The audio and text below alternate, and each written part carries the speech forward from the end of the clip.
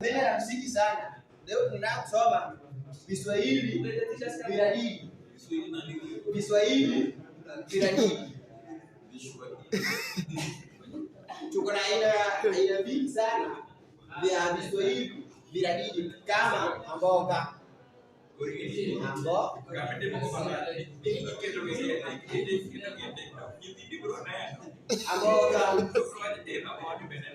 Mboga ya pili kamisi. Kuna kamisi. Nao juu huku. Ya tatu nadhani hiyo ya ndani. Hiyo ndani. Kijuu. Kibra.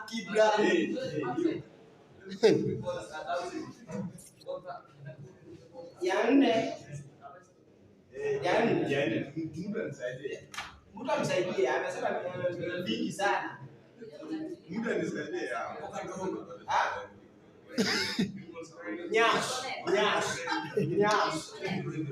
Kinyash.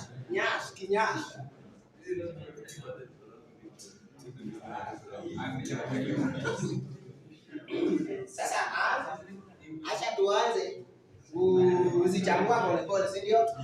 Ya. Mboga. Iko katika ngeli ya. Mboga iko katika ngeli ya. Ambo. Ambo. Ngeli ya Mbo. Ya hiyo. Kamisi ni kamisi. Then mi. Kan. Mi. Kisha tuko na kibra. Hapo kwa kibra. Junibra.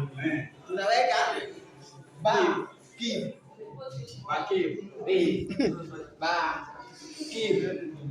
Hiyo ni ngeli ya kibra.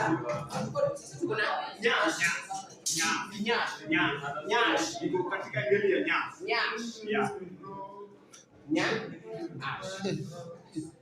Abebo. Mwalimu. Yes. Excuse. Nani ako na nyasa hapo? Mwenye ako na nyasa. Tukitumia kwa mifano katika sentensi, mamake Onyango ako na nyasa. Ako na nyasa fupi. Yaani kadogo. Mamake Onyash. Ako na nyasa